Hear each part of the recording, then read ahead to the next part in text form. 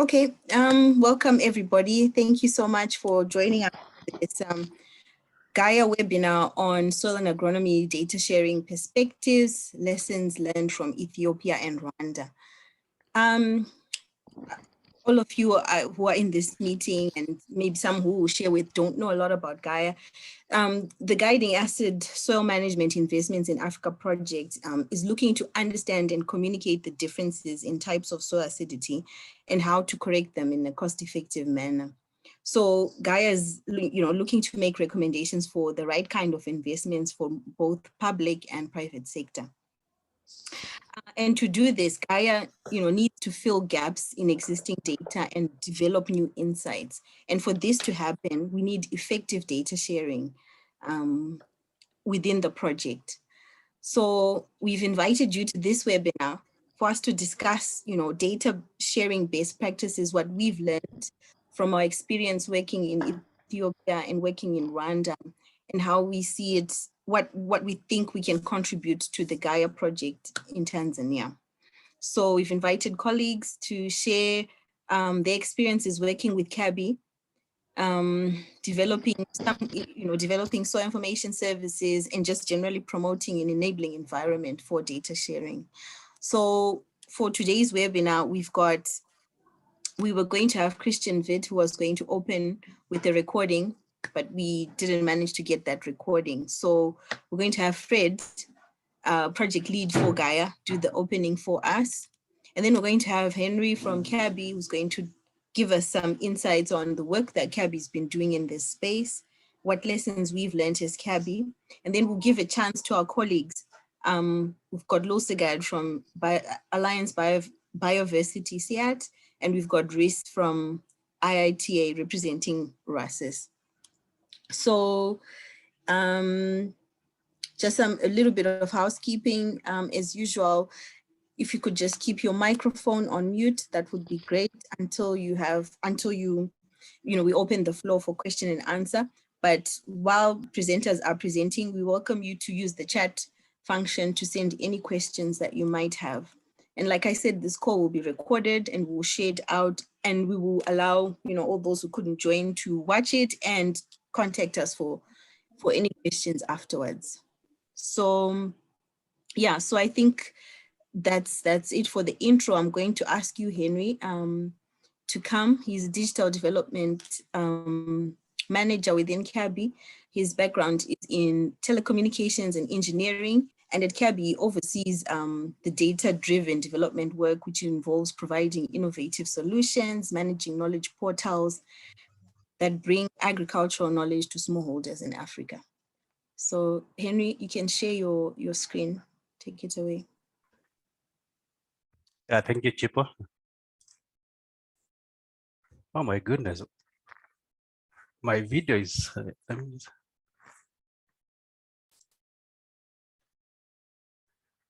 think there's a problem with my connection. Do you need me to present? Yeah, I wanted you to share your screen. Okay. Let's try again, and if that doesn't work, then maybe either Chipo or Mike can do it from their end.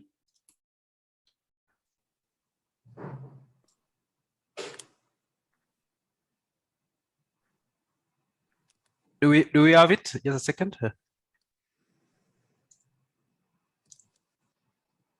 Yeah, I can see your screen now, Henry. Yeah. Thank you. Yeah, I thought my video affected the screen sharing. Yeah, I was about to call the IT team. Okay, good. Yeah. So basically, what I would like to present in this session is to talk about the enabling data access, the lessons which we have learned from the projects which we have conducted, the enabling data access and soil information system projects, which we have done in Ethiopia, Rwanda, and Gaia project in Tanzania, including others in India. And my presentation will talk about roughly just introduce CABI, and then mention the role which we play in those projects, and then go dive into the approach which we use, including the FAIR principles. I'll introduce the FAIR principles, and then give an overview of the data sharing enabling environment, and finish by talking about the lessons. I know most of you know what CABI do, but just as a brief intro, we are an intergovernmental organization, and we are owned by 50 member countries, which guide and influence our core areas of work. Particular focus of our work is alleviating poverty and improving food security by increasing crop yield through research and international development. We have close to 500, I think, plus staff operating in 20 locations worldwide. These are our areas of work in terms of what we do, and we deliver our work around 4 major themes via strategic partnership, alliances, and linkages. The themes are organized in 4. We have value chain and trade, where we package or deliver climate smart good agricultural practices to farmers to help them improve food security. We have an invasive theme, which majorly deal in plant health problems by controlling pests and disease and combating threats.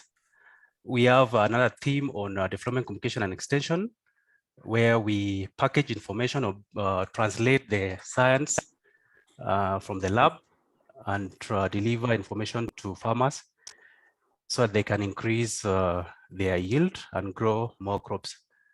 The digital development theme, which our data work for, involve the creation of knowledge portals as well as applications or services which bring cultural knowledge to farmers. And mostly we offer high impact services that strengthen policy and practice for data management sharing. Within the digital development theme, we have a sub-theme, the data policy and practice, where the projects under enabling data access fall along. We also help clients or partners to improve their data management and data sharing practices and support them to adhere fair, that is where the data is findable, accessible, interoperable, and reusable data principles. I'll be talking or introducing the fair data principles at a later stage. These are the projects which we have done under the enabling data access and soil information system projects within Rwanda, Tanzania, Ethiopia, and India. So we've been involved since 2018. We've worked with the Gates Foundation on these projects on several soil information system investments in Ethiopia, Tanzania, Rwanda, and India, where we support grantees to overcome specific data sharing challenges. And we have had, there's been growing interest from the Gates Foundation to work with CABI and other partners to implement the fair data principles on the projects. And our role within the Gaia project, Guiding Acidic Soil Management Investment in Africa, is on data management aspect, where we facilitate and support the flow of data within the Gaia project, and also supporting a strategy towards sustainable flow and access of the outputs of Gaia. Just to give an overview in terms of the role which we play, our major role starts with understanding data flows among the stakeholders. What I mean by this, we do sort of like a landscape analysis where we understand who has data, how do they collect data, how do they share data, and also aim to find cultural or challenges that relates to cultural, technical, or barriers that affect the sharing and accessing of data, especially the soil and agronomy data. After mapping or understanding those challenges, we now identify opportunities and go ahead to develop guidelines and recommendations on how to manage the soil and agronomy data within the countries where the project or the grant is being implemented. We also develop guidelines on data sharing best practices. And for Ethiopia, we are in the process of support. We already have supported and developed the necessary infrastructure to build fair data principles within the RWASIS project. And for Ethiopia, we have created a soil and agronomy data sharing policy, which is structured around the fair principles. And these implemented or helped to create a framework for data sharing. We have also worked with, within these projects, our main role also is to work with grantees to support fair data implementation. And as I mentioned, I'll be talking about FAIR. In terms of identifying risk to sustainability, majorly we do that through user needs analysis and market research needs. Our approach to enabling data access starts first with the people, not the technology. You find that most of the technology solutions are necessary and beneficial, but how they are designed limits their impact. That's why sometimes these technologies they tend not to focus on people who are meant to benefit from them. And that's why the approach which we take first is knowing the people starting, we put people at the top level. Another approach which we used is a human-centered design approach in our work, where we work to understand the challenges faced by those who we are working with within the soil and agronomy field. And the best way to understand people is by meeting them, where you immerse yourself in the life of those people so that you can understand their challenges. We also identify constraints and opportunities through landscape consultation. And this helps to construct the flow of data. We do a mapping. We understand who generates data, how do they share them, which platforms are they using, who are the decision makers. So sort of like understanding, this gives us the understanding of the constraints and opportunities. We support the development of the enabling environment. And what I mean by this is in terms of the policies, practices, technology, and infrastructure, including the mindset, the attitudes that interventions operate within. Then lastly, or focusing on the non-tech elements, it goes with the people first, where you can focus on technology elements, but fail to focus on the key people in country that need to be engaged so that you can establish sustainability of the investment. Now, moving into the fair data principles, just to give a summary or a highlight of what are these fair data principles, which I kept mentioning.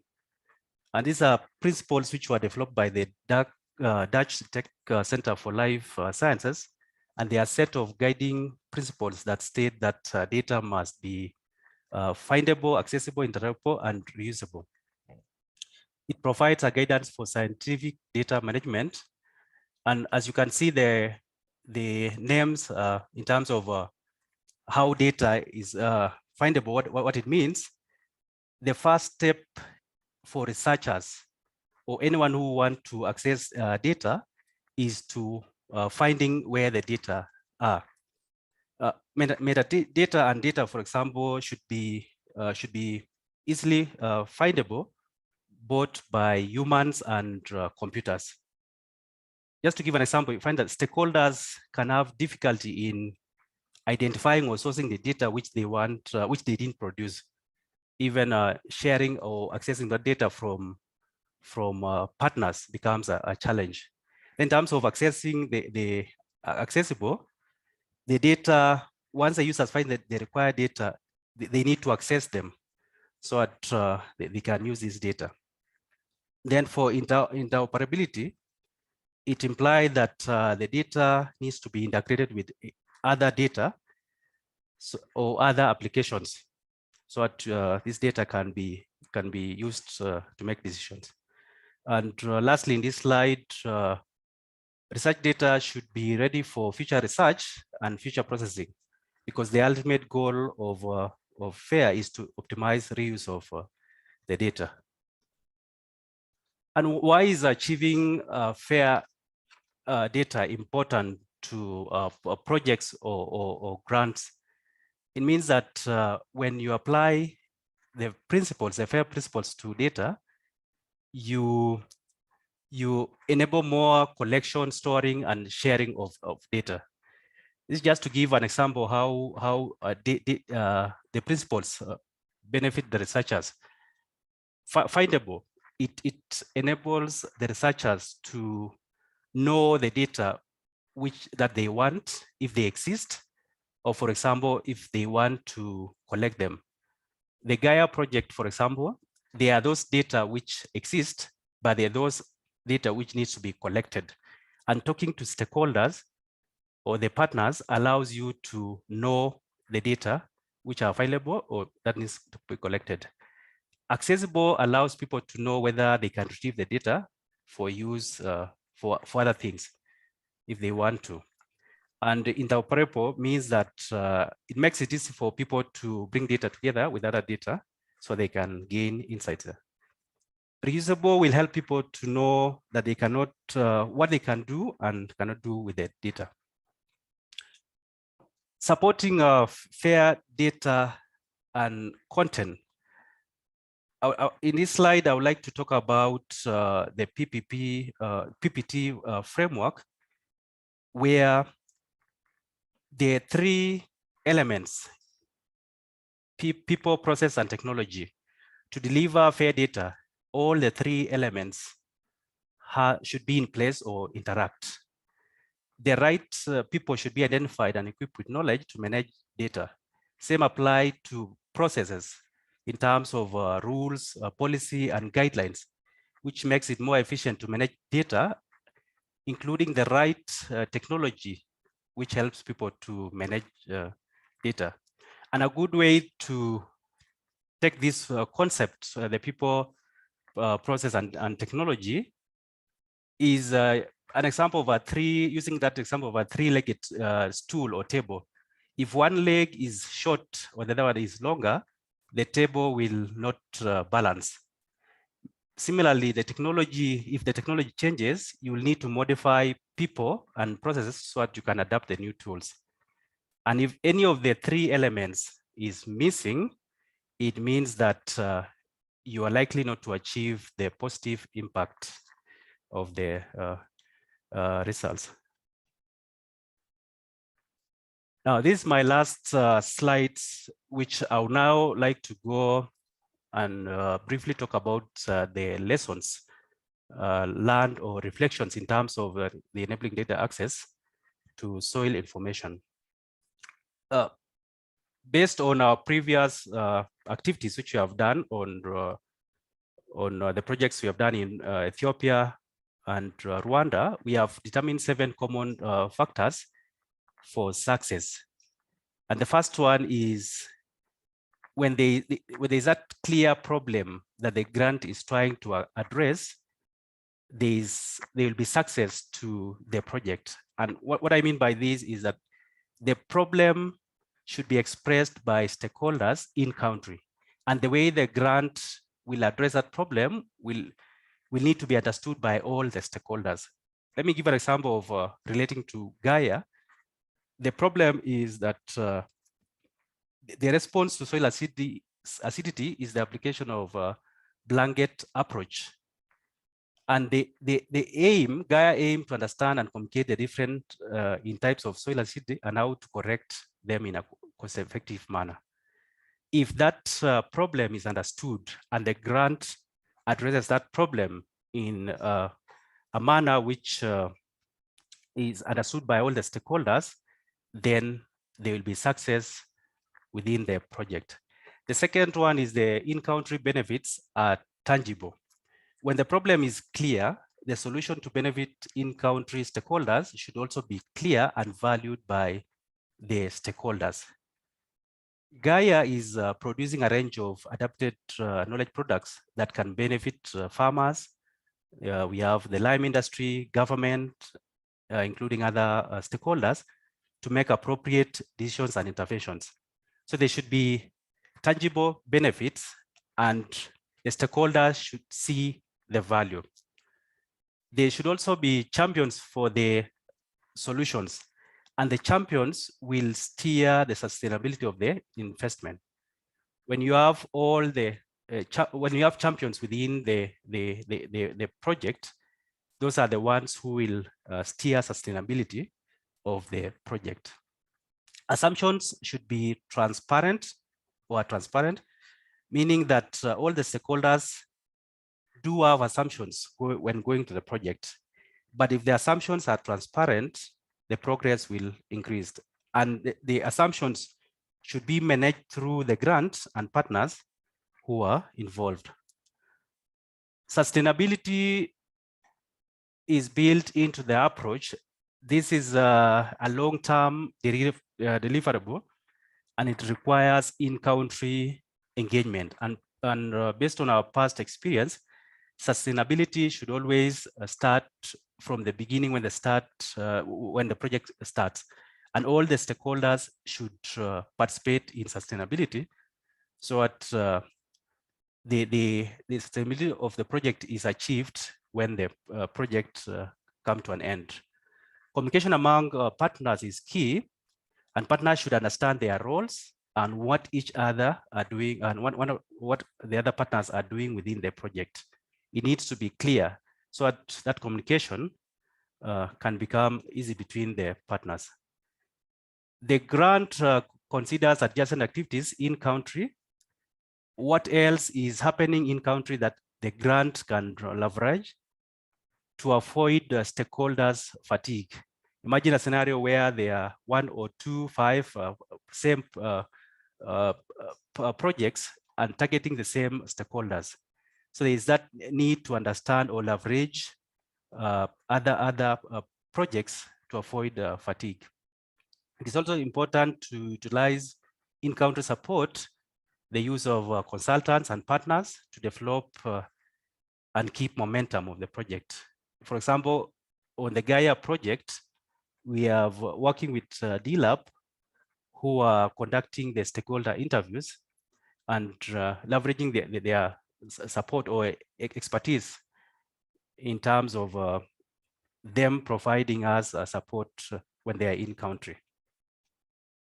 Yes, that was my last slide. And if you have questions, you can post on the chat, or follow-up questions, you can send it to Chipo or I. Thank you. Thanks, Henry.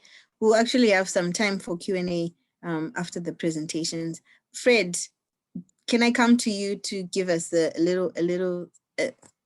short 5 minutes talk on the project? I'm sorry, I meant for you to start before Henry. So yeah, but thanks, Henry. That was very, very informative. Okay, thank you. Can you hear me? My network is poor, sorry.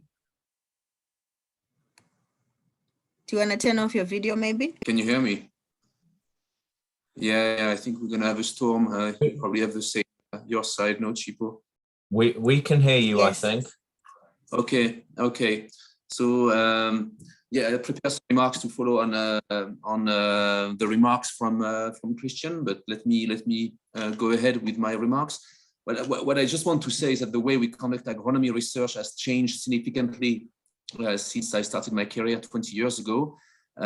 You really have to demonstrate the novelty of your research, of the research you intend to conduct these days. Statements like, this was never research in this particular village don't work anymore. So you must demonstrate clearly how your research builds on existing knowledge and fills gap in data nationally and more globally. You can no longer also conduct your research in a few farms selected in an ad hoc manner. You must have a clear definition of your target area, and how representativities of soils, agroecology, farming systems, etc., in the country or even the continent or the globe. You increasingly have to use spatially represented sampling frames to select locations where your trials will yield the most insights for your resources, for the resources invested.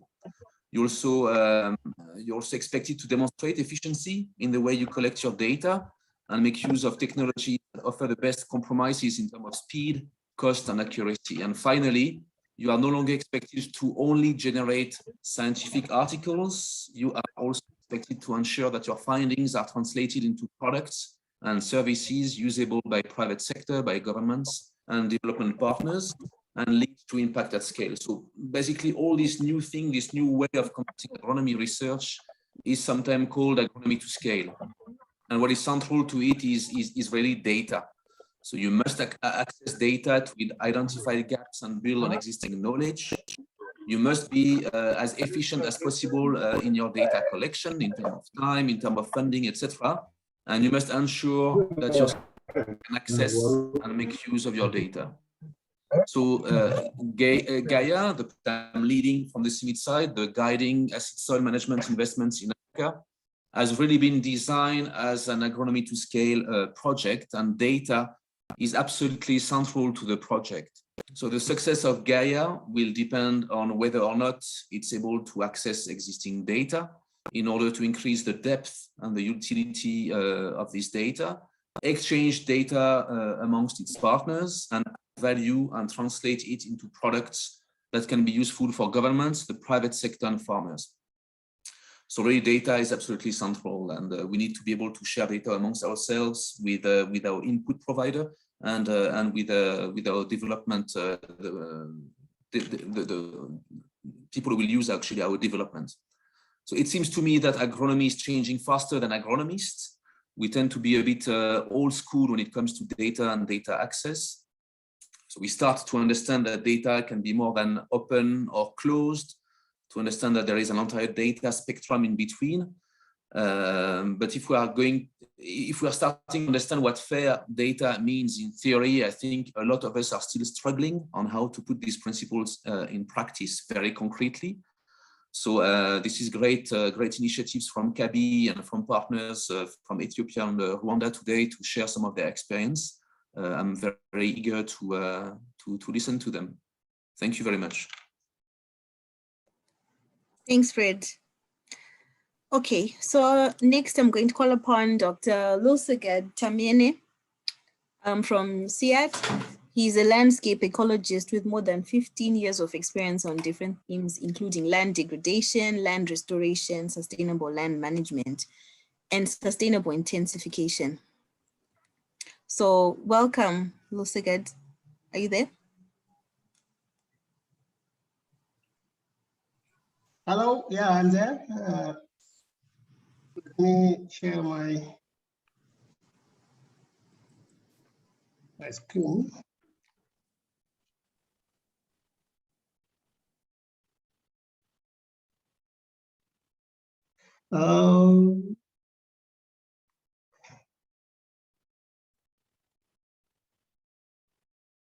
Shall I do it for you?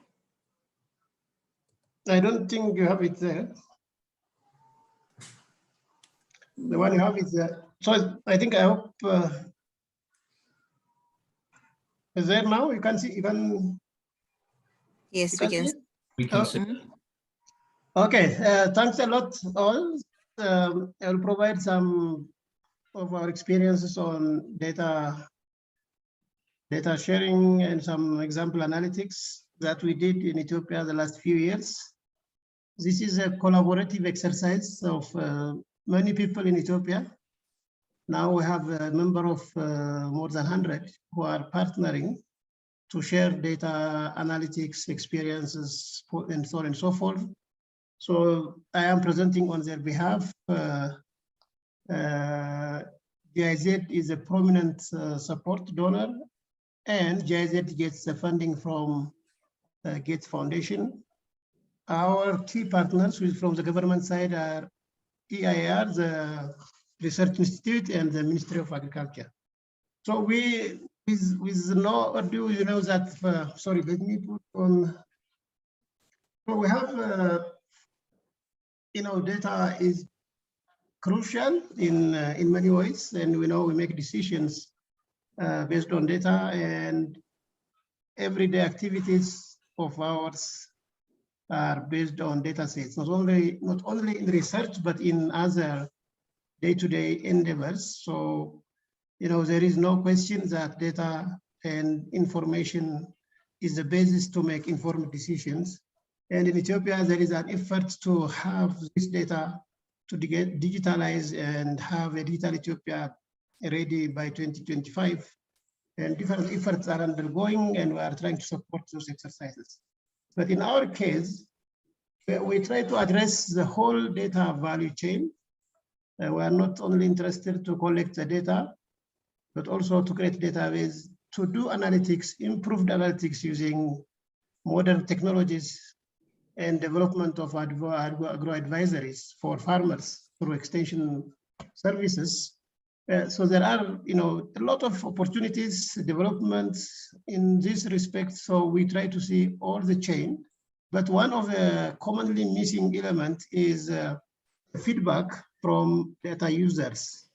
So our effort is also to get feedback from those who are using the data, either government policymakers, development organizations, farmers, extension, or even researchers, so that we can update the whole value chain again. Maybe there are problems with data, gaps in analytics, or even the advisory service that we provide.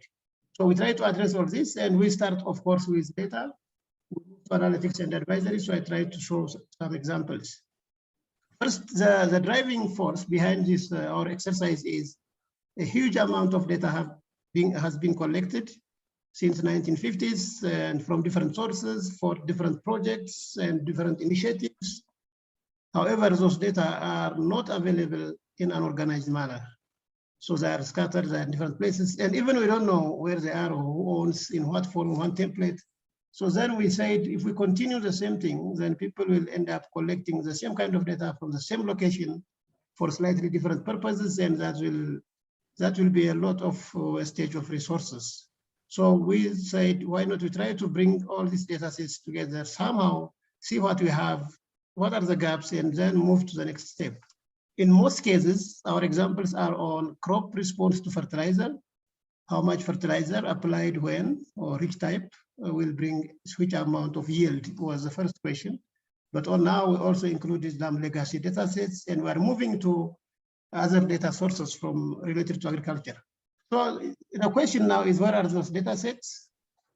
And is it possible to share data? We start asking different institutions, different partners, individuals, but it was not straightforward.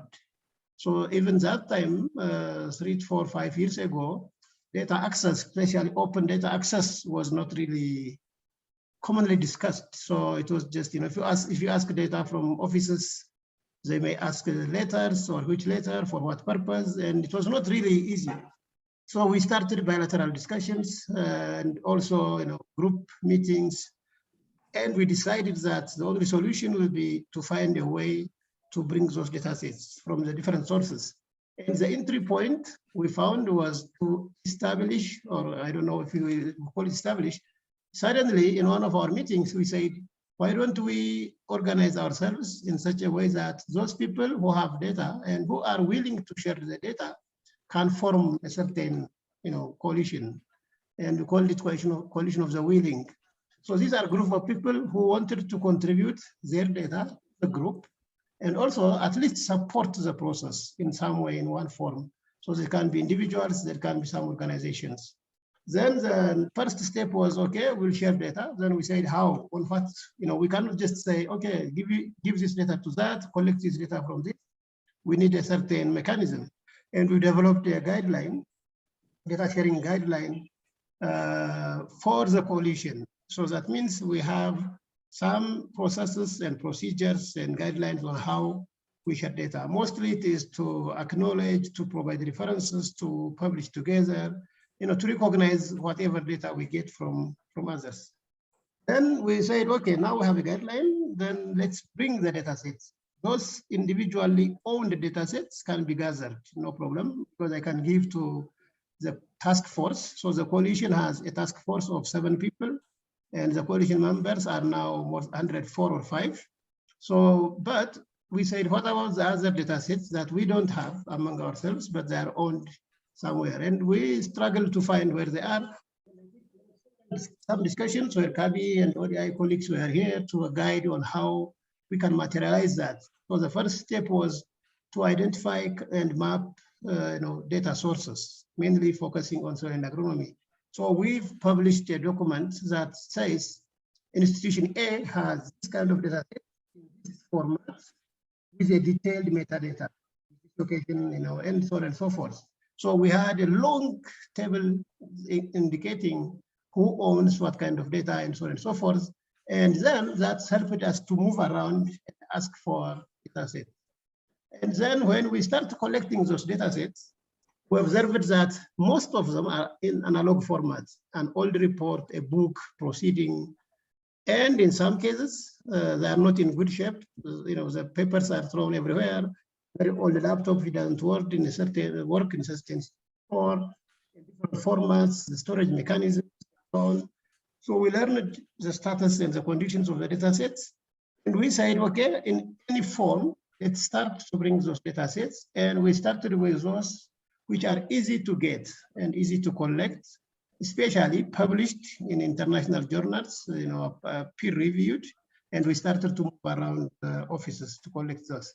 So the focus was on crop response to fertilizer. And as you can see, we found a lot of data sets, very good ones, 15,000 points for wheat and maize also. For some crops, a little lower. For most of the crops, a bit higher. Then we also said collected soil profile data set, which is closer to 20,000 points on a soil profile, very well organized.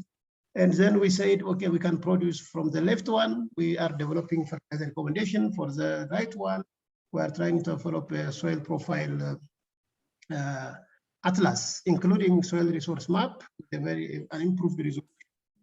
Then we're not collecting only this crop the fertilizer response or legacy, but also topography, climate related data sets corresponding to those points.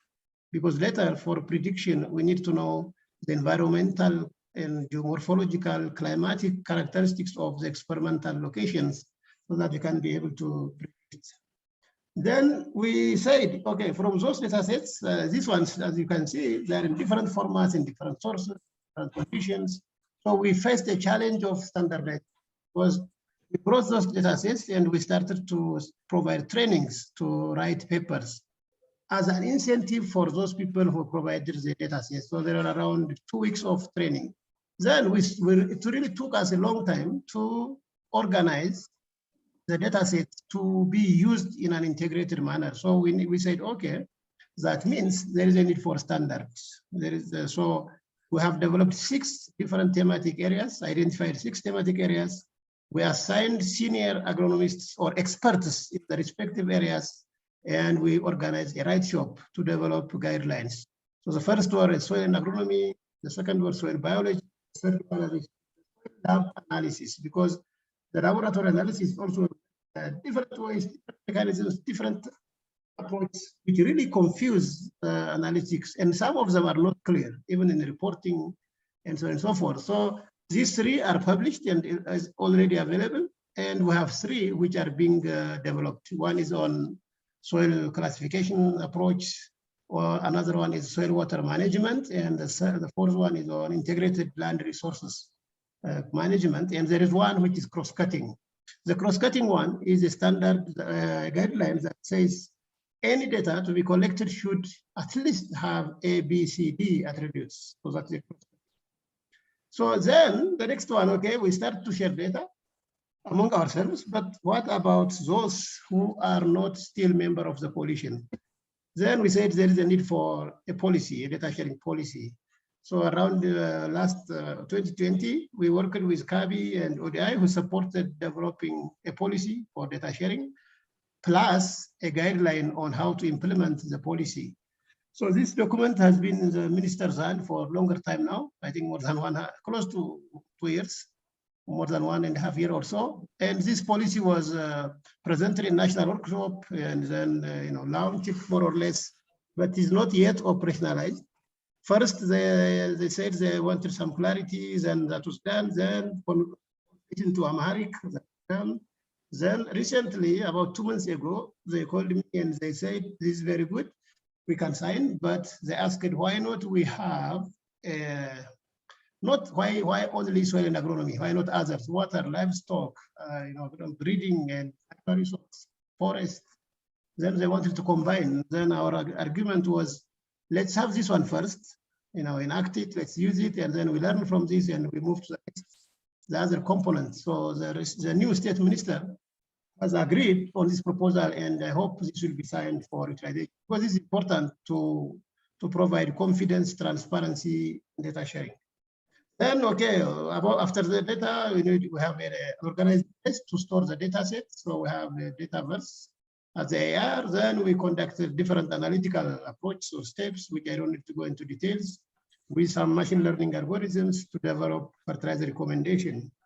So this year, we're piloting on close to 400 farmers the disease support tools that we developed using the data sets I mentioned above. So we have advisories now on planting dates and the onset of the rains, the fertilizer amount and type application, and we trust early warning system. The we trust is not integrated into our system yet. This is a system developed by CIMIT, AIR, and Oxford University. So we have to find a way to link. So anyway, this is an advisory we have, and we'll see how it works. We are working with Digital Green. So our demand partner for our exercise is Digital Green, because Digital Green have very well developed system to disseminate technologies and to collect feedback. So this is how we are operationalizing in 4 different regions. And last week we conducted this exchange field day, which is very nice and doing very well. And now we are working with a big data team to automate the guidelines that we have so that we develop an application, because we have a challenge of using those guidelines, because when people feel they can make mistakes, they can jump a certain cell and so on. But if it's automated, then it will help us to control the entries and also the quality. Then we provided some trainings. Training was a key component in terms of workshops, right shops, or the national partners who publish papers in the national journals. And now there are close to 10 papers which are being published under experimental agriculture through our support, through trainings and so on and so on, organizing special issue. Now the second phase of the project is there, and we have the coming 2 years. We are going to 3 years. The first year is almost finished. We are going to have a farmer research extension data linkage, which is which GIZ and our partners CIMIT, CIAT, and ICRISAT developed together. And the objective is to transition the data sets across and advisories across relevant value chains through working with extension system of the government. And this is being developed, and this will be very important, because data alone or new analytics alone will not be useful unless they reach to the end users.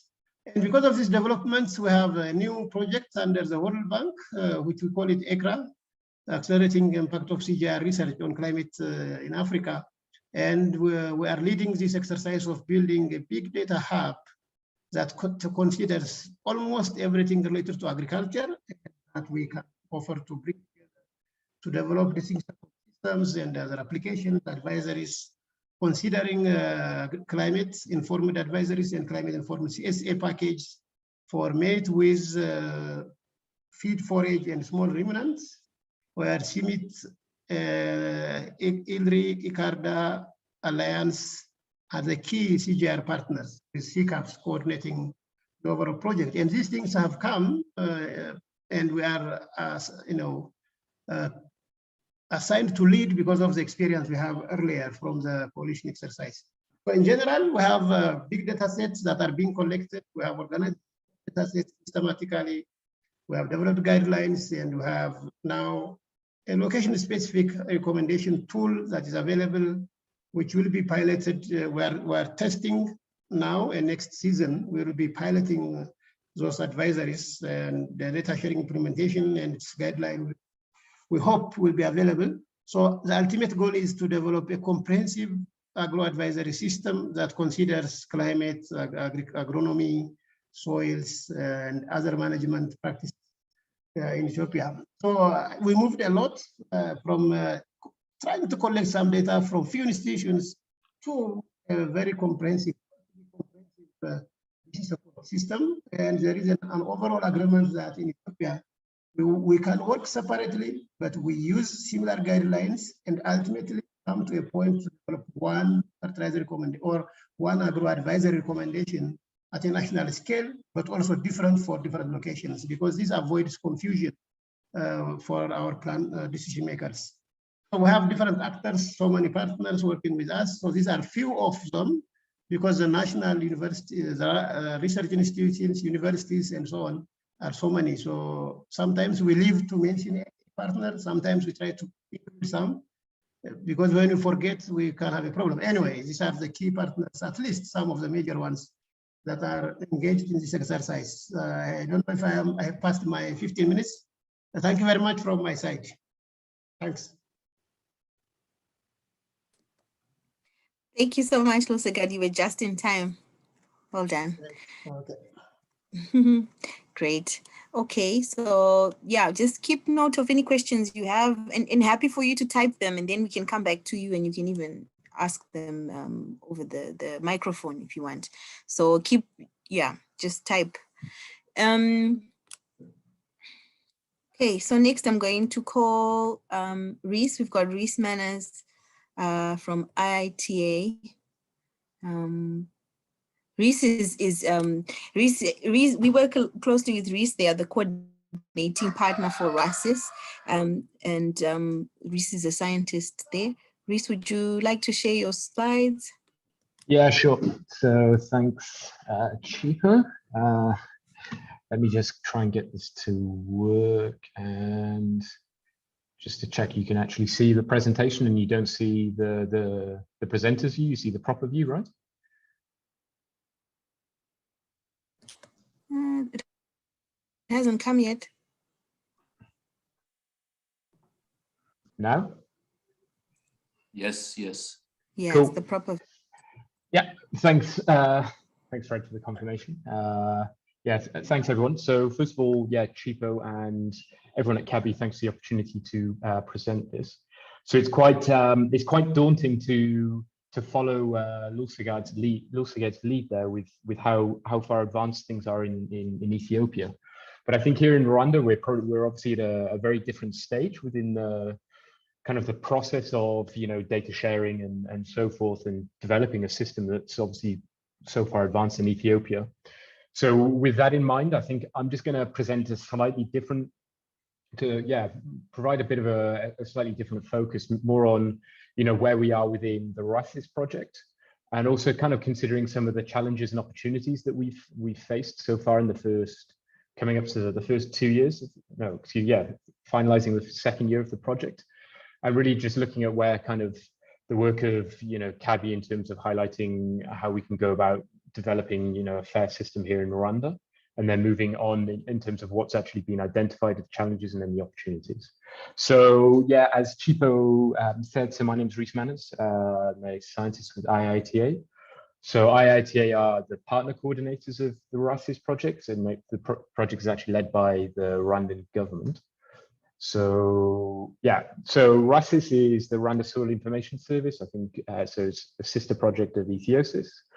So basically it's looking to develop some soil and crop specific fertilizer and lime recommendations, to start mapping forms of erosion, and then ultimately develop a functional and interactive soil information service, which is, I think, is where, yeah, the partners in Ethiopia are already at. So as I said, it's led by the Rwandan government, so the Agriculture and Animal Resource Development Board, partnering with CABI, AFSIS, ISRIC, ECRAF, and ourselves in IITA. So the project, although it was officially agreed upon in 2019, activities didn't start until 2020, and it's going through until 2023 following a no-cost extension, which was approved last year. So yeah, I won't kind of go into the details of the project itself, more looking at the data sharing and enabling environment, which is super important here in Rwanda. So kind of giving a bit of a background on the Rwanda system. So the Rwandan government is really pushing towards digitalizing a lot of activities and a lot of information to go online, and this is throughout all facets of Rwandan's culture. So to give you an idea, so Rwanda now, you pay your car fines online using your mobile phone. You can order, you can get prescriptions using your mobile phone. So the government here is really encouraging and really developing an enabling environment for kind of a more digitalized Rwanda, but also there may be some opportunities to kind of understand what that actually means in terms of kind of data sharing. So within RASIS, unfortunately, yeah, we were kind of hamstrung a little bit by COVID, as were everyone in this call.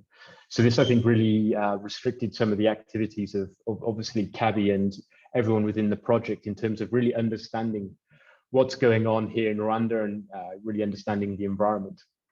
So whereas I think Kabi would have come and spoken to the key partners here in the country, and obviously the leaders of the project, RAB and other ministries, they were obviously restricted in terms of kind of developing that. So a lot of work was desk research based in terms of kind of webinars and workshops, interviews and surveys to kind of really move towards understanding what the current situation is here, and then moving towards the development of a suite of principles or guidelines or recommendations to really encourage not only internally within RAB in terms of kind of data sharing, but also within RASIS and also with partner ministries and then sub-ministries. So from these surveys and interactions and interviews with key stakeholders here in the country, what's actually been developed is in terms of a suite of proposed policy principles, which actually are aggregated or disaggregated under the 4 sections of FAIR, as Henry's already highlighted. So yeah, I think this is also very similar to what Luseged was talking about. So the data sets here in Rwanda should be open and searchable. Data sets should have persistent identifiers. So really kind of we encourage that all data, not only within RASIS, but also we start moving towards a system where we start enabling that this is how all future data sets within not only RAB, but also other ministries actually start considering data. But also the data set should be easily stored in agreed formats. So kind of what Luseged was saying, that we move away from stuff being on floppy disks and CDs and hard drives, but it's also in a central repository.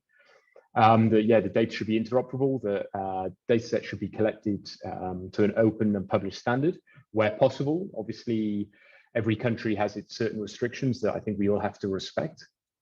That there may be some data that can't be shared for the time being, and so should be embargoed for certain reasons. But also there should be an agreement on why such data can't be shared.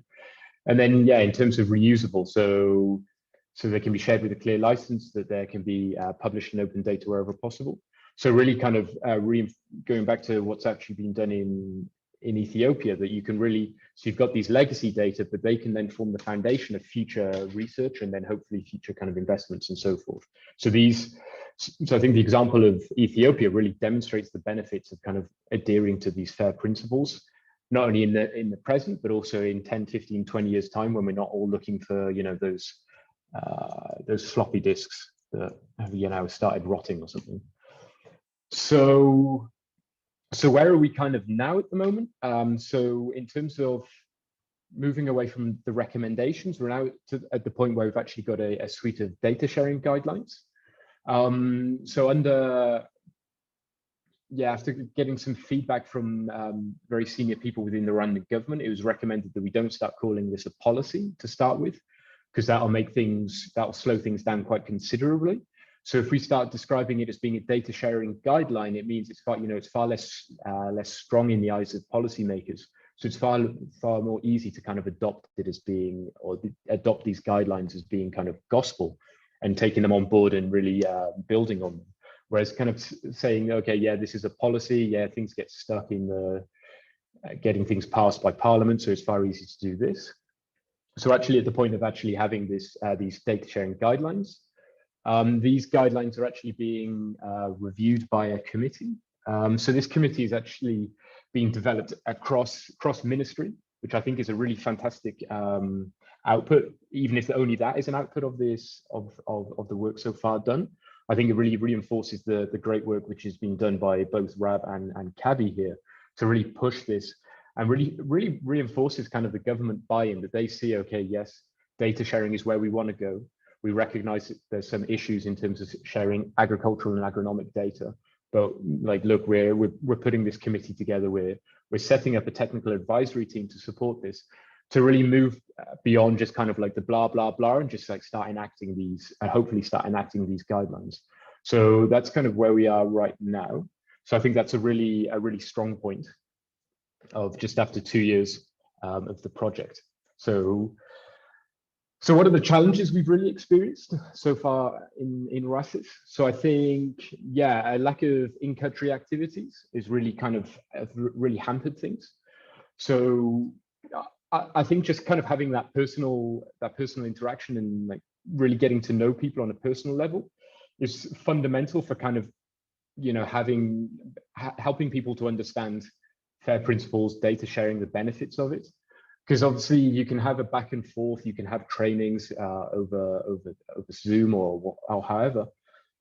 But if you can't put your hand up and just ask a question like, hey, I don't really understand that, that really kind of hampers like a co-learning environment.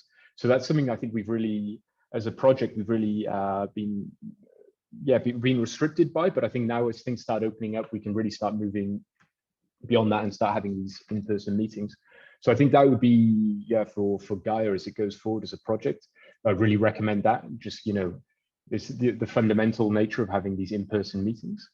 Also, I think there's a certain challenge of, you know, having kind of like the tangible outputs, which might be something like soil sampling in the setup of trials, versus maybe less tangible kind of activities like the development of guidelines. I think there are obviously considerable pressures internally within a project in terms of, you know, how you kind of implement activities. So also just kind of trying to find that balance between you know, going for those big numbers of kind of, you know, the soil sampling or setting up trials or what have you, versus kind of like, you know, really enacting kind of the longer kind of activities, those that take slightly longer and you may not see the immediate benefits for. I think that's something which is important to recognize. And also probably finally is just kind of encouraging institutional change. So I think we all know how slow institutions are to change in any country, not necessarily Rwanda or elsewhere, but just recognizing that something like, you know, enacting kind of FAIR principles internally within an institution like RAB or Minagri or the Ministry of Agriculture here in Rwanda is difficult, not only because it's quite a novel kind of idea, this idea, okay, yeah, all data should be widely open, because obviously as scientists, we're very precious about our data. Our data is our livelihoods, right? So just kind of really enforcing the benefits of, you know, this co-sharing. And, you know, I think as been demonstrated there in Ethiopia, it's really powerful what you can do if you bring a coalition of the willing together, and this coalition comes together with their data sets. You can generate some amazing things and some really fantastic benefits further down the road. But it's just really kind of being maybe a little bit patient and just, you know, engaging partners to really demonstrate the benefits. So although I say this is a challenge, I think also this is a real strength of what we've done within the project so far, is that we've actually really brought these, so we've brought the ministries together, and they're really on board with this now. So we're, you know, moving forward. So it's been a slow start, but now we've kind of reached that a turning point, and right now things are moving really quickly. So that leads me nicely into kind of the opportunities that we see. So I think fundamentally is the vision that the government has for what RASIS is and actually could be. So I think it really kind of goes along the lines of what's going in Ethiopia. So I think RASIS could be and should be, if I can speak out of turn, should be the central hub for soil and other data sets within Rwanda. So everyone, once they start collecting data, like there should be an agreement with the SIS, whatever it's called, whether it's called RASIS or however it's named, But okay, these data will then be brought on board or be incorporated into RASes, not at the end of the project, but during the project. Like it shouldn't just be, okay, after 5 years, okay, now we submit the data. Also, another opportunity is, yeah, as I said, so government and senior management are really buying into RASes. So I think that's a real credit to Jules, who's on this call, who's leading the RASes project, to really start selling the benefits of data sharing and FAIR principles to not only internally with the Ministry of Agriculture, but externally. Also, there's a great opportunity of kind of changing the perceptions of data and like framework sustainability. So I think it's really important that we kind of see data as it should really be seen as kind of not an individual's property. It's, you know, it's a government property. It's, you know, it's a public good. So we need to kind of move towards that, as considering that in those factors, like what's the sustainability of kind of, you know, data being held on an individual hard drive. And that's a real opportunity. Like the government is really seeing that here. They're really pushing towards having these centralized repositories and hubs. So that's really fantastic. And yeah, I think the final one, I think this is something I really want to stress, is kind of not a third party, but a step back from kind of these activities, is just, yeah, the ownership that's being demonstrated from the government, and really how CABI is really pushed to kind of get this in cooperation with Jules and Charles Buchagu. So like, I think this is a fundamental thing. As soon as you kind of get the ownership and the buy-in from the senior partners or the senior the ministries, what have you, like things become super easy. So now we've kind of got that. I think things are going to fall into place really easily. And I think the benefit for a project like Gaia is you can kind of, you know, follow in RASes' wake a little bit and take advantage of the experiences that have been learned from RASes, and yeah, move forward. So finally, as I've got 30 seconds left, in terms of next steps. So yeah, looking to kind of actually engage with a wider body of stakeholders in RASes to further co-develop the data sharing guidelines. So that's kind of what I was saying in terms of the committee, but this committee can actually be enlarged, or at least kind of engagement with non-committee members to actually have a more, stamp of approval from a wider body of stakeholders. Yeah, continued engagement with the steering committee to support approval and finally get the guidelines approved. And yeah, and I think fundamentally and finally is the sustainability of the SIS. So how can we start kind of planning for after RASes? So I think that's really a core question for Gates Foundation projects in general, right? Like once the money goes, like what happens? And I think that with Ethiosis is a really great example of, okay, once you've kind of had this kind of, you know, seed money to get things rolling, you can really, through a coalition of organizations, really have this really strong partnership to develop a really strong SIS and data sharing community for the benefit of Ethiopia in that example, and Rwanda in the future here in Rwanda. So I'm going to stop rambling now, and yeah, so thank you so much for the opportunity to present this, and yeah, I look forward to any questions at the end. So thanks, Chipo. Great, thank you, Reese. That was great. Okay, so now we'll move on to question and answer. I'm going to open the floor. I don't see any questions that came through the chat. If you feel like you have got a question, just use the icon, the little hand icon to raise your hand. But I've got some questions.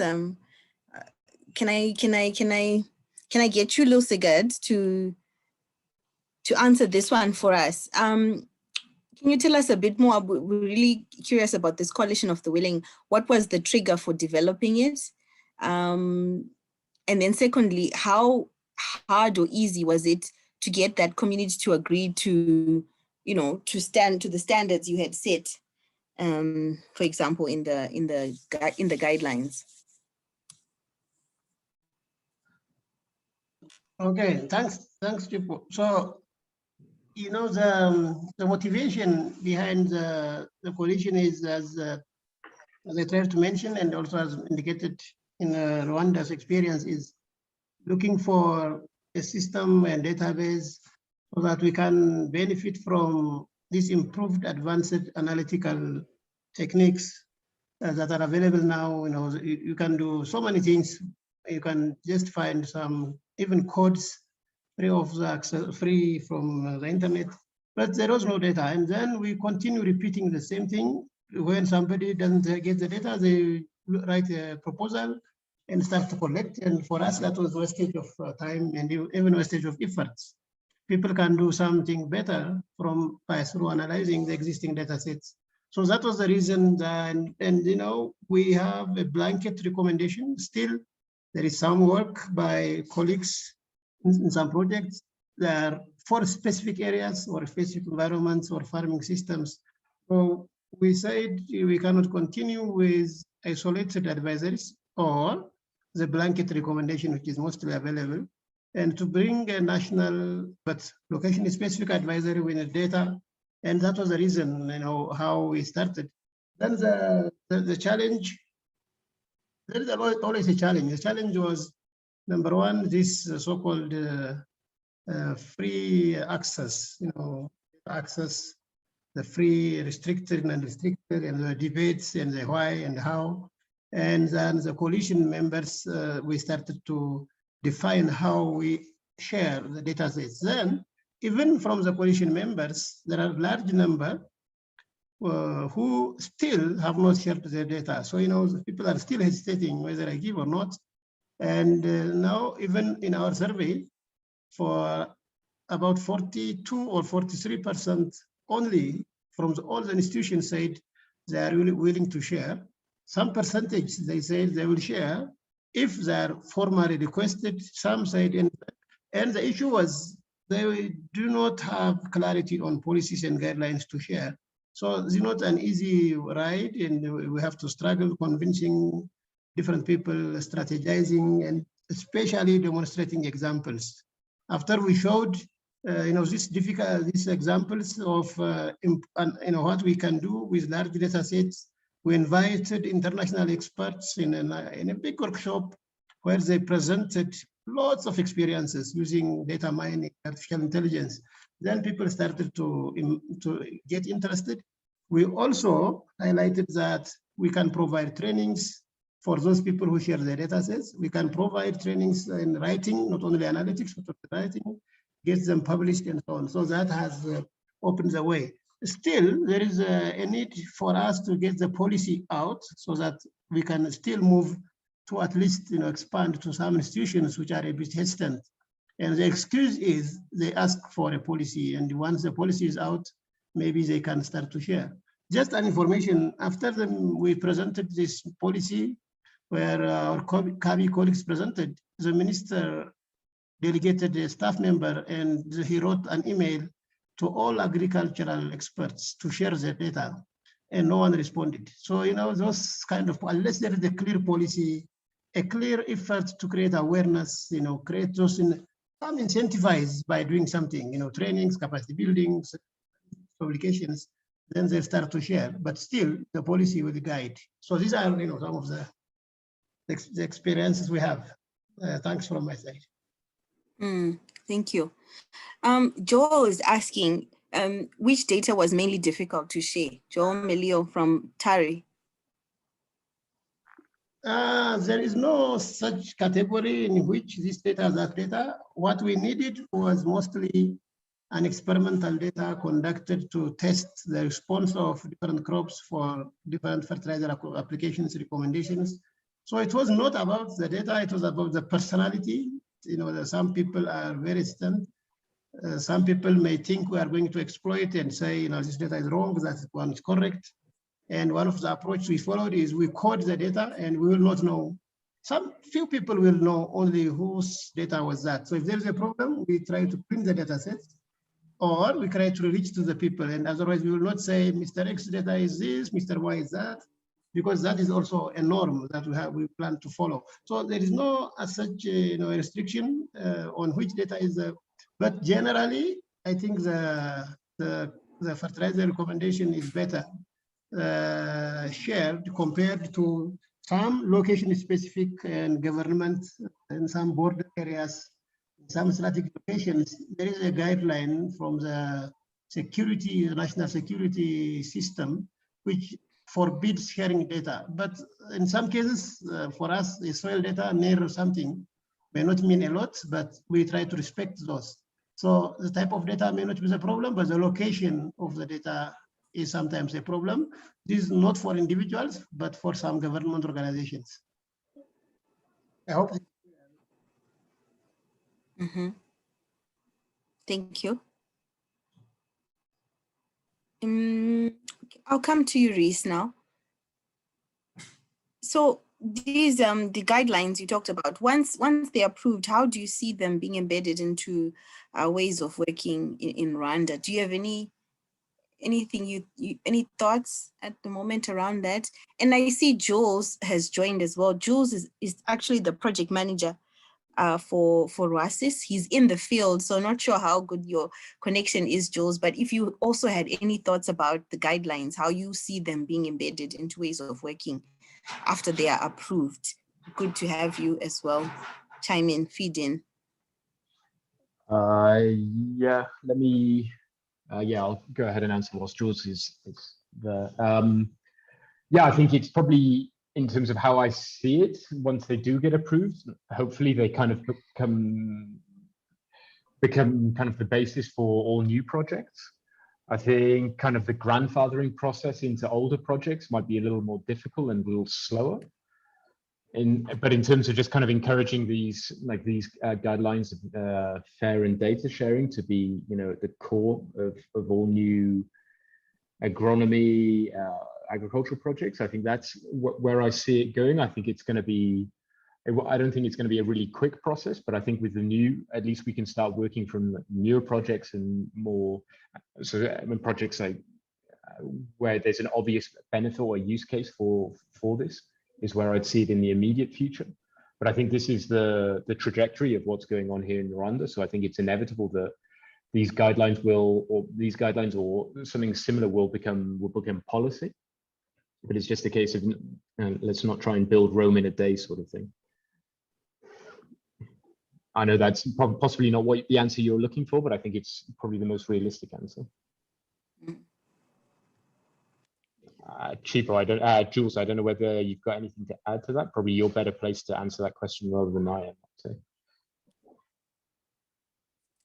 Okay, can you hear me? Yes. Yeah, perfectly, Jules.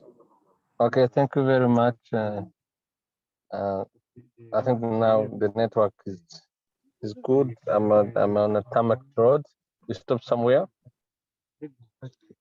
and I followed the presentation, a very good presentation from Ethiopia, and the experience of Ethiopia. I think it's the best one to learn from for the Rwandan case.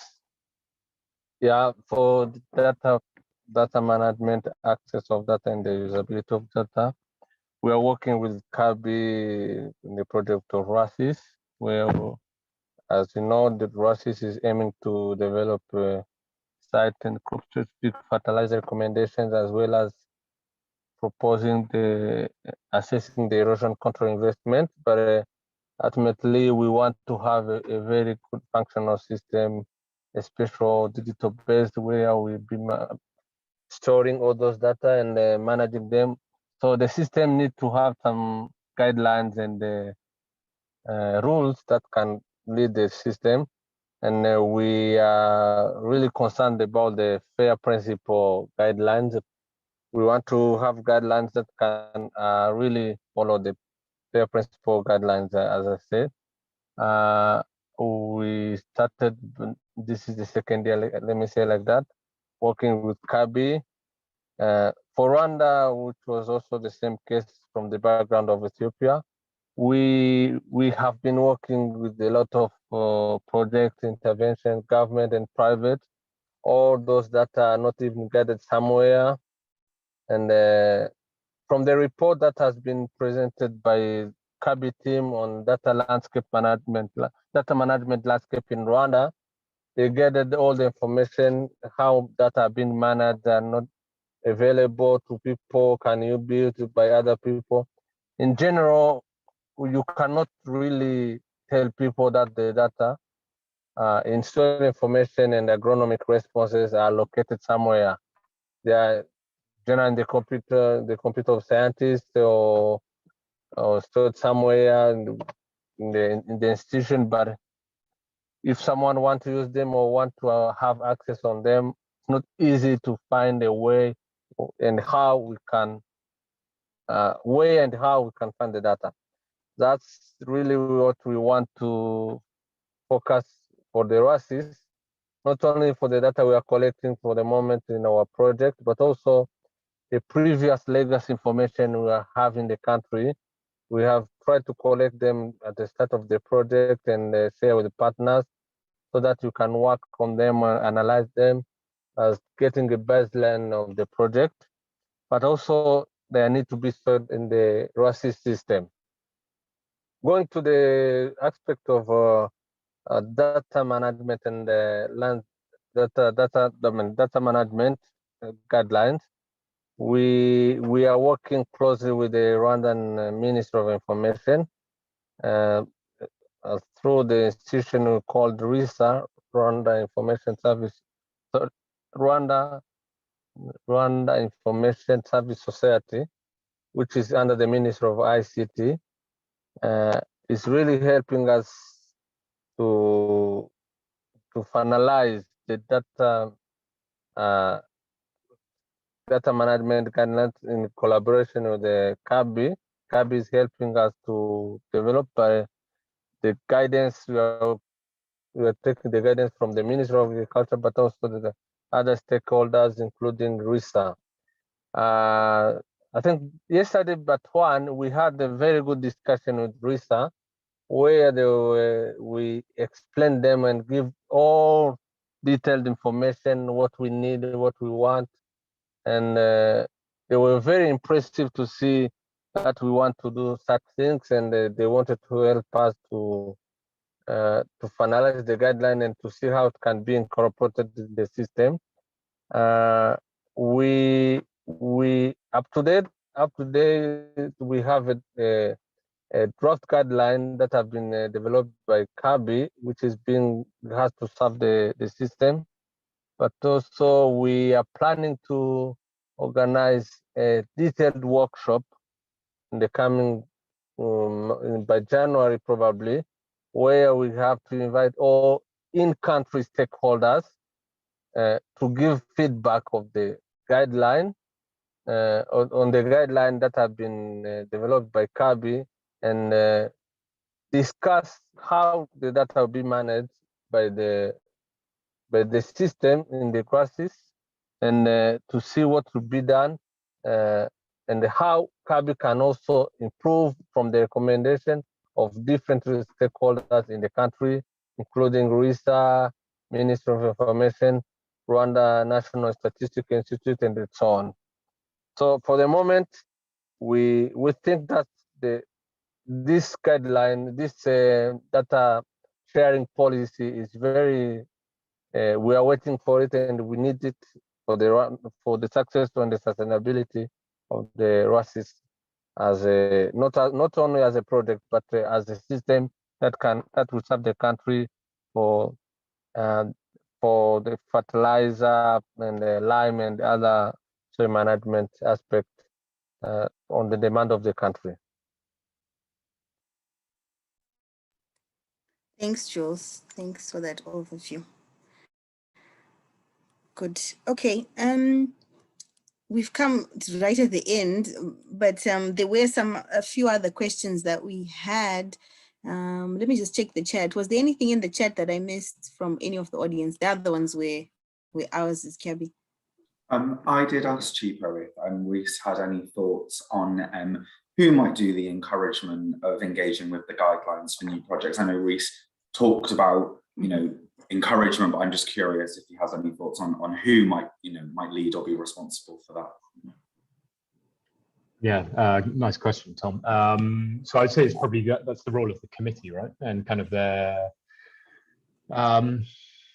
recognition this committee should have, hopefully, within the government, and also it's the teams that are kind of supporting to that. So hopefully then, because there's some pretty senior people within this committee that can really start kind of moving things and having having discussions with the people that need to be discussed with and so forth. Because I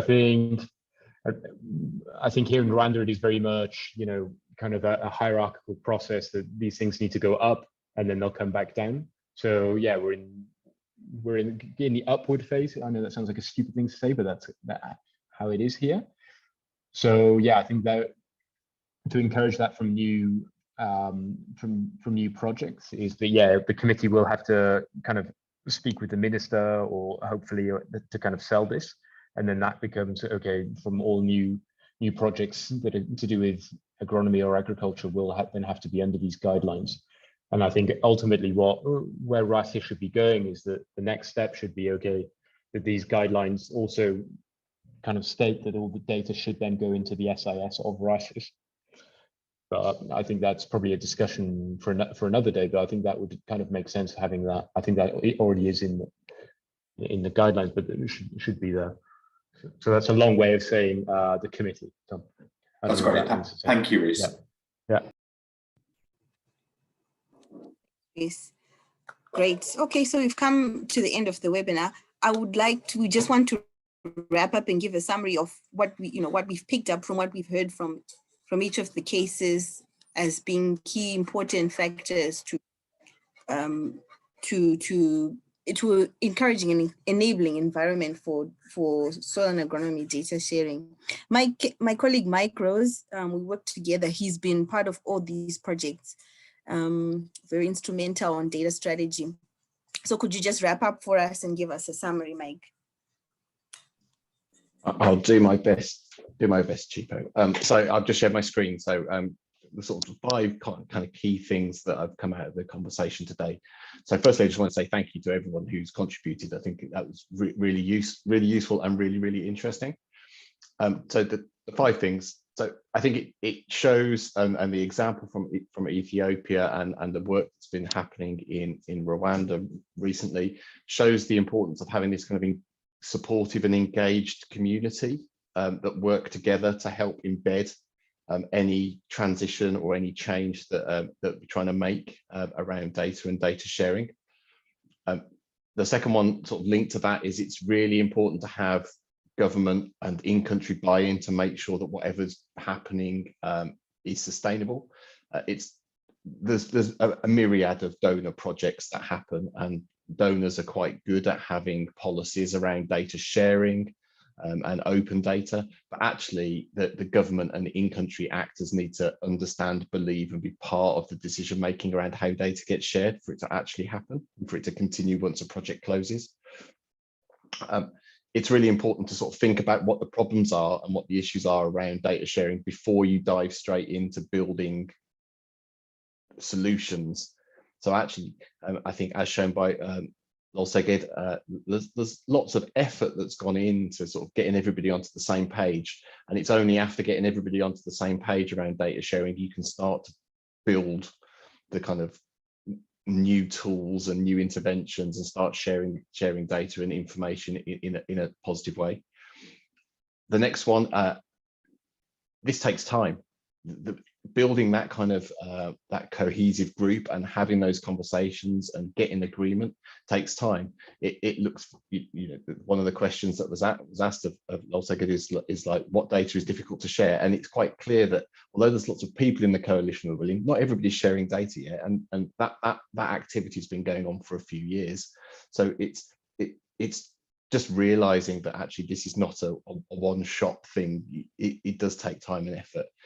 And then the final one, I think it's clear from this webinar and the conversations that have been had, there's so much we can learn from each other across the different projects. Whilst we might be working on different thematic areas or slightly different issues in different environments, actually we're talking about the same kind of problems. So actually there's lots that we can learn from each other, and we should definitely do more of this and talk more across the different projects. Back to you, Chipo. Great. Thank you, Mike, for that summary. Yeah. Well, I want to thank you, everybody, for joining this webinar. It's going to be a series. As we learn more from Gaia in Tanzania, we will have other webinars where we share findings now that are coming out of Gaia. So we continue, like Mike says, to share and cross-learn and all of that. So yeah, I wish you all a good rest of the day, and we will be in touch with you, particularly our colleagues in Tanzania. We will be calling and sending emails and, you know, asking for collaboration and more information. Yeah, that's it from me. Thanks, everyone. So, Bye-bye. bye, everybody. Bye. Thank you. Bye. Bye-bye. Thank you.